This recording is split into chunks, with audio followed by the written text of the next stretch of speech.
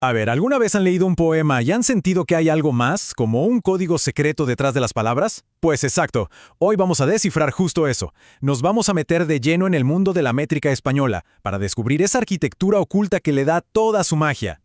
Es la pregunta del millón, ¿no? Casi siempre pensamos que la poesía es pura emoción, un desborde de sentimientos. Y a ver, claro que sí, tiene muchísimo de eso, pero esa es solo la mitad de la historia.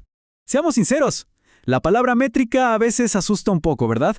Es como el tema de la clase de literatura que a todos nos daba dolor de cabeza, el que siempre entraba en el examen. Pero, de verdad, no tiene por qué ser tan complicado. Y justo de eso se trata este encuentro. La promesa es simple. Vamos a desglosar todo esto, las licencias, los versos, el ritmo, la rima, todo, para que al final tengan las herramientas necesarias para enfrentarse a cualquier poema con total seguridad. ¿Qué les parece? Vamos a ello. Muy bien, empecemos por lo básico. Mucha gente cree que la poesía es como un caos de emociones, ¿no?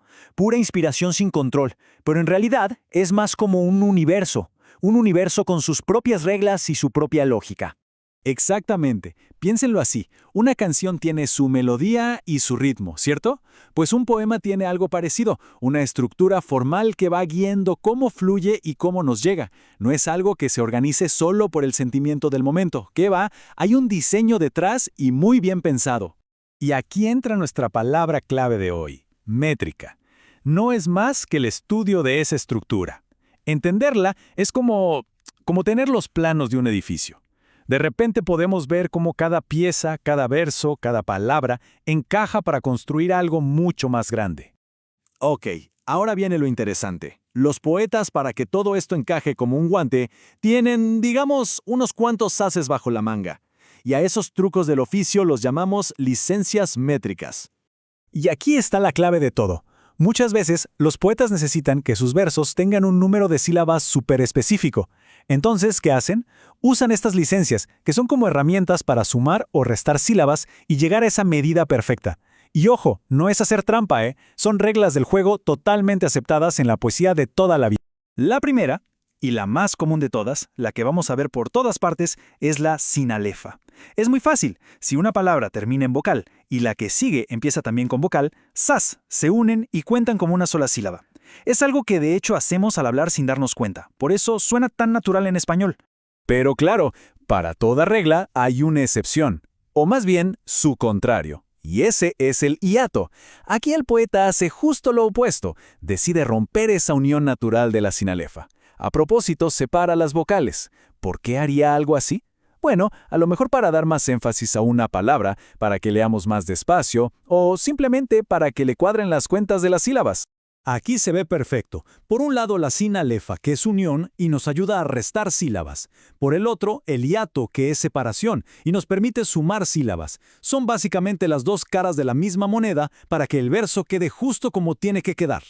Bien, ahora vamos a meternos dentro de las palabras, porque ahí también hay licencias. La primera es la sinéresis. Esto pasa cuando juntamos en una sola sílaba dos vocales que normalmente irían separadas, como las vocales fuertes. Por ejemplo, en la palabra poeta, que tiene 3 sílabas, con la sinéresis podríamos leerla como poeta, y así le quitamos una sílaba. Y como ya se imaginarán, también existe lo contrario, la diéresis. Esta es fácil de reconocer porque se marca con 2 puntitos, la crema, sobre una vocal. Es una señal que nos dice, ojo, aquí hay que romper un diptongo. Por ejemplo, la palabra suave, que es suave, 2 sílabas, si le ponemos diéresis se convierte en sueave, y ya tenemos 3. Además, el sonido cambia, ¿se dan cuenta? Así que, de nuevo, es el mismo juego de opuestos. La sinéresis junta vocales para restar sílabas dentro de una palabra. La diéresis, en cambio, separa un diptongo para sumar una. Son como las herramientas de cirujano del poeta, para trabajar con total precisión. ¡Perfecto! Ya sabemos cómo se cuentan las sílabas con todas sus reglas especiales. Ahora, el siguiente paso es ver cómo se clasifican esas líneas del poema, o sea, los versos. La verdad es que la clasificación es bastante directa. Si un verso tiene hasta 8 sílabas, lo llamamos de arte menor. Estos son súper comunes en la poesía más popular, como en los romances. Ahora, si tiene más de 8 sílabas, ya es de arte mayor.